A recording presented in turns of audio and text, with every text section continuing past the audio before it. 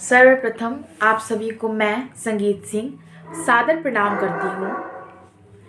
कल मैंने शिक्षकों के दक्षता, पात्रता और सक्षमता परीक्षा के बारे में ऐसे ही कुछ बोल दिया था, पर आप लोगों की ओर से मुझे बहुत ही प्रेम और आशीर्वाद मिला है। कुछ लोगों ने कमेंट में बोला था कि उनकी और समस्याओं के बारे में मैं बोलूं। उन्हीं में से आज का टॉपिक होगा शिक्षकों का जिला ट्रांसफ़र। सर्वप्रथम माननीय नीतीश कुमार जी और माननीय के पाठक सर जी, मेरा आपको सादर प्रणाम। आपकी सारी बातें सही हैं, पर शिक्षकों के जिला ट्रांसफ़र से शिक्षा में कौन सा गुणवत्ता आएगा? अगर आप किसी शिक्षक का जिला ट्रांसफ़र करते हैं तो उससे शिक्षक तो नहीं बदलेंगे। शिक्षक चाहे छपरा में पढ़ाए या दरभंगा में पढ़ाए, शिक्षक तो वहीं होंगे। अब आपने कहा कि शिक्षकों को 12 किलोमीटर के रेडियस के अंदर एक डेरा ले लेना चाहिए। फिर आप बोलते हैं कि आप शिक्षकों का जिला ट्रांसफ़र करेंगे। माननीय नीतीश कुमार जी, अगर आप ये चाहते हैं कि शिक्षक 12 किलोमीटर के अंदर डेरा ही ले ले, तो आप 12 किलोमीटर के अंदर ही उनकी नियुक्ति क्यों नहीं करते हैं? सबसे पहले आप दक्षता, पात्रता, अब सक्षमता परीक्षा ले रहे हैं। अब उसके बाद आप बोलते हैं कि आप जिला ट्रांसफ़र कीजिएगा शिक्षकों का, और आप ये भी बोलते हैं कि जो शिक्षक नहीं पास हो पाएंगे आप उनको हटा दीजिएगा। तो अगर आपको यही करना था तो आप उनकी नियुक्ति करने से पहले ये बोल देते। अभी कई शिक्षक 50-55 की उम्र के हो गए होंगे। अगर अचानक से हो सकता है कि कुछ दुविधाओं के कारण वो भूल गए होंगे, हो सकता है 1 या 2 मार्क्स से वो पास ना कर पाए। आप ऐसे शिक्षकों को अगर हटा दीजिएगा तो फिर वो आगे क्या करेंगे? उनके परिवार का क्या होगा? अब अगर आप उनकी नियुक्ति पहले ही नहीं करते तो कम से कम वो कोई और काम कर लेते। अब 50-55 की उम्र में वो कौन सा काम करेंगे? कहाँ कार्य ढूंढने जाएंगे? उनके परिवार क्या करेंगे? उनके बच्चे हैं, बीवी है, माँ है, उन लोगों का क्या होगा? एक शिक्षक अगर मानसिक रूप से स्टेबल होता है तो वो अच्छे से पढ़ा पाता है। अगर वो मानसिक रूप से स्टेबल नहीं हुआ तो वो कैसे पढ़ा पाएगा? आपने इतनी कार्रवाई कर दी है, इतनी कड़ाई कर दी है कि कई शिक्षक समय पर पहुंचने के कारण भागम भागी जल्दीबाजी में जान भी खो चुके हैं। कई शिक्षकों ने अपनी जान खो भी दी है। अगर आप उनका जिला ट्रांसफ़र करेंगे तो उनकी मानसिक स्थिति पे क्या असर पड़ेगा? वो अपने परिवार से दूर रहेंगे। अगर वो दूर रहेंगे, कल को उनके बच्चे को कुछ हुआ, अगर उनके बच्चे का तबीयत खराब है, उनकी माँ का तबीयत खराब है, उनकी पत्नी का तबीयत खराब है, उनके भाई का, किसी का भी तबीयत खराब है, तो उनका दिमाग कहाँ रहेगा? ऐसे में वो धीरे धीरे करके एग्रेसिव हो जाएंगे, और अगर एग्रेसिव हो जाएंगे तो वो बच्चों को पढ़ा कैसे पाएंगे सही से? बच्चों को पढ़ाने के लिए निर्मल मन की आवश्यकता होती है। अगर कोई शिक्षक विनम्र होता है तो ही वो शिक्षक बच्चों को अच्छे से समझ के, उसकी परेशानी को समझ के, उसके खामियों को समझ के उसको अच्छे से पढ़ा सकता है। अब आप हमारे फौजी भाई को ही ले लीजिए, वो अपने परिवार से दूर रहते हैं, समाज से दूर रहते हैं, तो बहुत एग्रेसिव टाइप के होते हैं।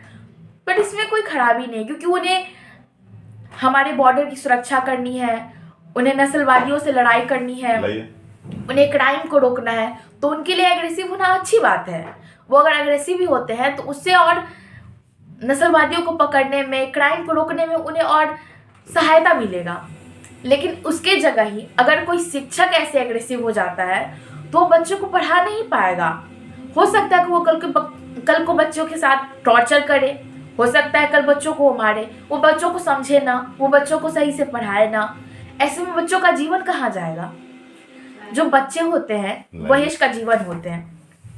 लेकिन अगर उन्हें सही से टीचर नहीं पढ़ा पाएगा एग्रेसिवनेस की वजह से, तो उन बच्चों का क्या होगा? अगर उन बच्चों को दिक्कत होगी, अगर उन बच्चों का जीवन अच्छे से नहीं फल फूल पाएगा तो फिर एक देश कैसे चलेगा? कल को तो आप चले जाइएगा, आज के जो आने वाली जनरेशन है वही हम लोग का फ्यूचर बनेंगे। अगर उन्हीं का फ्यूचर बनने से पहले ही बिगड़ जाता है आपके इन डिसीजन की वजह से, तो फिर हमारी कंट्री का फ्यूचर कहाँ जाएगा? हमारी कंट्री कहाँ जाएगी? उनका ट्रांसफ़र करने से शिक्षा में कौन सा गुणवत्ता आ जाएगा? शिक्षक तो वही रहेंगे। उनके परिवार में अगर कोई अस्वस्थ होता है तो वो सही दिमाग से पढ़ा नहीं पाएंगे, उनका दिमाग कहीं और रहेगा, वो टेंशन में रहेंगे, एंजाइटी में रहेंगे, वो डिप्रेशन में भी जा सकते हैं। ऐसे में तो शिक्षा व्यवस्था और ख़राब होते जाएगी। हम मानते हैं, हमें बहुत खुशी है कि आप बिहार की शिक्षा व्यवस्था को सुधारना चाहते हैं, सही बात है। कुछ शिक्षक हैं जिन्हें सख्त कार्रवाई की आवश्यकता है, पर जो आप कर रहे हैं, जो आपका डिसीज़न है, जो आपने नियम बनाया है, वो शिक्षा व्यवस्था में गुणवत्ता नहीं ला रहा है, वो उल्टा उसको और तोड़ रहा है। शिक्षकों का मानसिक स्थिति खराब हो रहा है, ऐसे में बच्चों का फ्यूचर खराब हो रहा है। बच्चों का फ्यूचर खराब अर्थात पूरे बिहार का फ्यूचर खराब हो रहा है, और बिहार के साथ साथ पूरे भारत का फ्यूचर खराब हो रहा है ऐसे में। अब हो सकता है आप लोगों में से कुछ लोग ये भी कहेंगे पदाधिकारियों का ट्रांसफ़र होता है, तो आप लोगों से मैं ये कहना चाहूँगी कि अगर BDO CO किसी स्थल पर ज़्यादा समय तक रहते हैं तो वहाँ के जो लोकल पॉलिटिशियंस होंगे उनके साथ वो पारिवारिक संबंध बना लेंगे। ऐसे में करप्शन होने की ज़्यादा संभावना है। अगर कोई CEO, DO, BDO ऐसे पदाधिकारी करप्शन करते हैं तो इससे देश को बहुत ही दिक्कत हो सकता है। पर शिक्षकों का ट्रांसफ़र करने से क्या होगा? शिक्षक कौन सा करप्शन कर देंगे? और अगर आपको ये लगता है कि वो लोकल में रह के अच्छे से पढ़ाएंगे नहीं, तो आप गलत हैं। अगर वो अपने लोकल स्थल में रहते हैं, अपने परिवार के साथ, अपने समाज के साथ रहते हैं, तो उनके अंदर कहीं ना कहीं शर्म की बात होगी कि अगर वो अच्छे से नहीं पढ़ाते हैं तो वो शर्म के कारण अपनी रिस्पॉन्सिबिलिटी समझ के और अच्छे से पढ़ाएंगे। और अगर वो अच्छे से नहीं पढ़ा रहे तो उन पर कार्रवाई होनी चाहिए, इसमें कोई गलत बात नहीं है। दूसरी बात, बहुत सारी मैडमें भी हैं जिनकी नियुक्ति उनके मायके में शादी से पहले हो गई थी। वो वर्षों से इंतज़ार में होंगी कि अगर उनका ट्रांसफ़र होगा तो वो अपने ससुराल जाएंगी। आपने इलेक्शन में ये भी कहा था कि आप ऐच्छिक ट्रांसफ़र उनका करेंगे, लेकिन अब उनको आप उनके ससुराल के आप तो जहन्नुम में उसको भेज रहे हैं, उनका क्या होगा? ये बात तो हमें समझ में नहीं आई। कुछ पल तक तो मान लेते हैं कि पुरुष शिक्षक यहाँ वहाँ आ जा सकेंगे, अगर उनका ट्रांसफ़र हो भी गया तो उन्हें ज़्यादा दिक्कत नहीं होगी, पर महिला शिक्षिकाओं का क्या होगा? आज का समय उतना भी तो अच्छा नहीं है कि वो अकेली निर्भय होकर कहीं पे जा सके। वो हम लोगों के बेटर फ्यूचर के लिए बच्चों को पढ़ाती हैं, उनका भी एक पैशन है, उनके अंदर पढ़ाने की भावना है, फ्यूचर को और अच्छा बनाने की भावना है, इसलिए वो शिक्षिकाएं बनी। आप अगर उनका ट्रांसफ़र उनके परिवार से दूर, पहले ही वो अपने परिवार से दूर होंगी, आप उनको और परिवार से दूर कर देंगे, आप उनको ऐसी जगह पे भेज देंगे जहाँ पे वो किसी को जानती नहीं है, वहाँ पे वो कैसे रहेंगी? उनके सेफ्टी का कौन जायज़ा लेगा? इसलिए माननीय नीतीश कुमार जी, माननीय के पाठक जी, आप पूरी कड़ाई से शिक्षकों को पढ़ाने के लिए विवश करें, लेकिन उनका जिला ट्रांसफ़र करना और एग्ज़ाम लेना कहीं से उचित नहीं है।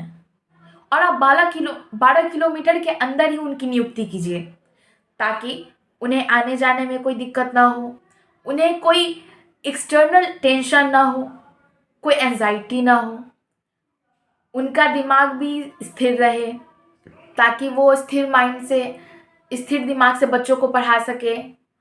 और आप सभी माननीय शिक्षकों से मेरी विनती है कि अगर आपको मेरी बात अच्छी लगे तो आप इसे ज़्यादा से ज़्यादा लाइक और शेयर करें, ताकि मेरी बात माननीय नीतीश कुमार जी और माननीय के पाठक जी तक पहुँचे। और मुझे पूरा विश्वास है कि माननीय नीतीश कुमार जी बहुत ही विद्वान व्यक्ति हैं, वो आपके लिए सही निर्णय ज़रूर लेंगे और आपको 12 किलोमीटर के रेंज के अंदर ही रखेंगे और आपको किसी भी प्रकार से अपमानित नहीं होना पड़ेगा। और हम एक स्वतंत्र भारत के स्वतंत्र नागरिक हैं और मुझे संविधान ने अभिव्यक्ति की आज़ादी दी है। मैं सदैव अपनी बात खुलकर रखूँगी अगर आप लोगों का समर्थन हुआ तो, और आप लोगों को भी अपनी बात खुलकर रखनी चाहिए, क्योंकि हमारे भारत में हर किसी को अपनी बात रखने की पूरी आज़ादी संविधान ने दी है। धन्यवाद।